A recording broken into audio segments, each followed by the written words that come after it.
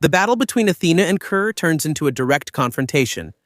However, the Knights of Hope are still acting in the shadows. Although Saya and the other Bronze Saints are without memories, other important characters like Sheena, Marin, and Kiki are still acting with the goal of protecting Athena. Hello, Knights and Amazons. Welcome to the channel. Always wanted to know, I'm Wes, and today I'm going to show you a twist that promises to shake the foundations of the Heaven Saga. We're talking about the resurgence of Athena's armor and the Goddess of Victory, Nick. Something that would change the fate of Athena's confrontation against Kerr. But this can only happen with the help of 3 characters: Kiki, Sheena, and Marin. Are you curious? So go ahead and click like, subscribe to the channel, turn on the notification bell, and let's get into this awesome video.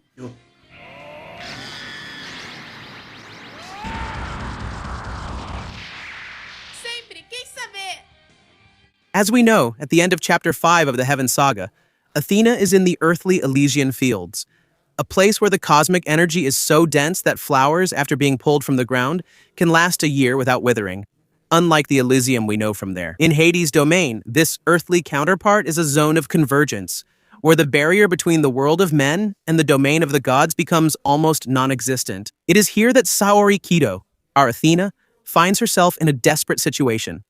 The atmosphere is heavy, and Athena is not fighting against an ordinary specter, and she encounters a judge of the underworld. She is facing a deity whose name sends shivers down the spines of those who serve the underworld. I'm talking about the goddess Kerr.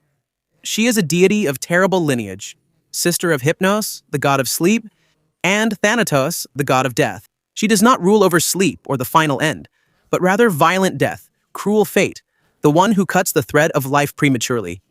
She is the personification of misfortune who arrives without warning. Saori, with that elegance and calm that are peculiar to her, faces the goddess of evil. When confronted, Athena, with her infinite wisdom, confesses that she had never heard of Kerr.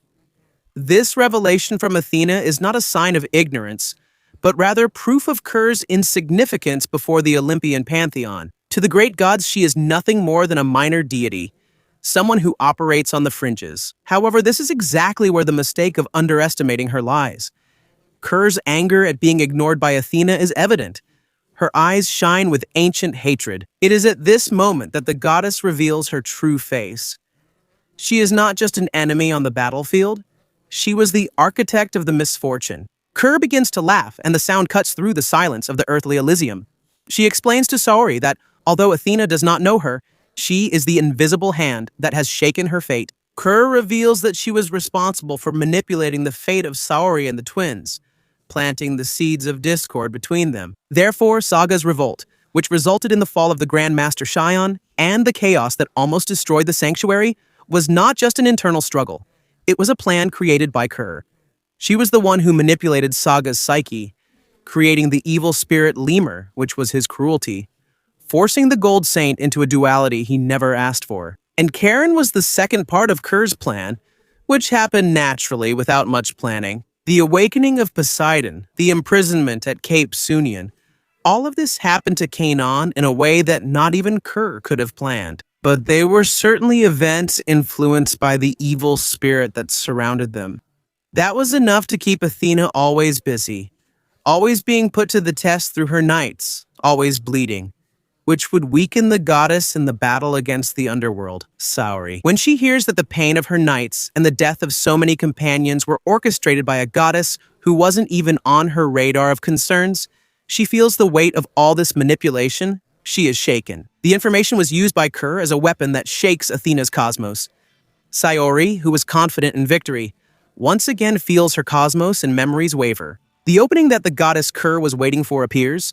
It's the critical moment, and Kerr doesn't waste any time. With her staff, a weapon that carries the essence of destruction, she delivers a brutal attack against Saori at this final moment of Chapter 5 of the Heaven Saga. We begin our theory that Athena will have to awaken her armor and sacred staff to face the goddess Kerr. Saori will probably be hit.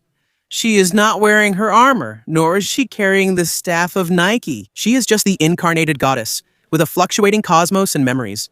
Being completely vulnerable, Saori's blood stains the soil of the earthly Elysium, and the pain is felt not only by her, but by all those who, in some way, feel her cosmos. However, destiny is not something that Kerr controls perfectly.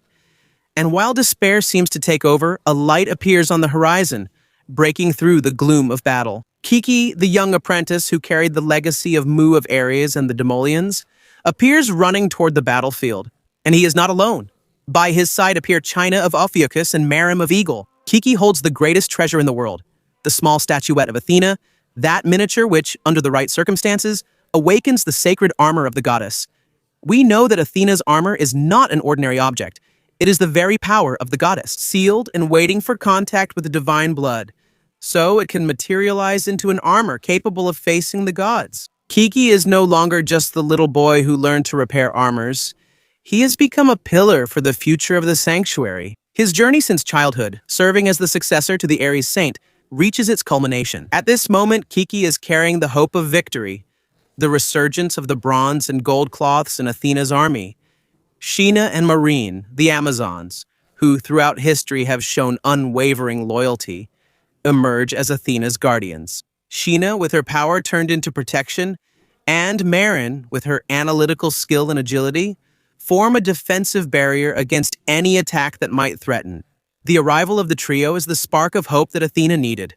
Saori, fallen, sees the light from Athena's statue and feels that she is not completely alone. In this battle, Kerr, furious with the interference, tries to attack again, but is stopped by the combined attacks of the Amazons. As Kiki brings the statue closer to Saori, at the moment when Athena's blood spilled by Kerr's attack comes into contact with the statue, the miracle happens.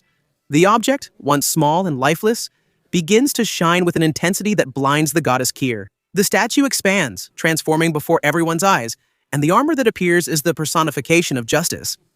Kiki and the Amazons bring something more. Nike's staff. This is the sacred staff that Athena uses. In fact, Nike, the goddess of victory, transforms into Athena's staff. With the divine armor covering her body and the staff in her hands, Saori's presence changes. The doubt that Kerr planted with his revelations about Saga and canon is replaced by unshakable determination. Saori now understands that the past, with its manipulations and pains, is what forged the strength needed for the present. She fights against the destiny that Kerr tried to impose.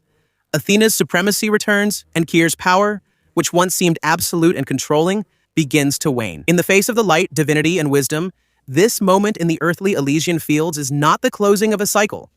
Saori, now complete, not only defends herself, she subdues. Kerr, the goddess who manipulated the destinies of many and prided herself on being the invisible hand, now finds herself before an Athena who masters the very essence of existence. No matter how much divine forces try to influence the path of the knights, as Kerr did with the Gemini Knights, it is the unity, loyalty, and courage of those who stand by Athena's side, like Sheena, Marin, and Kiki, who determine the final outcome.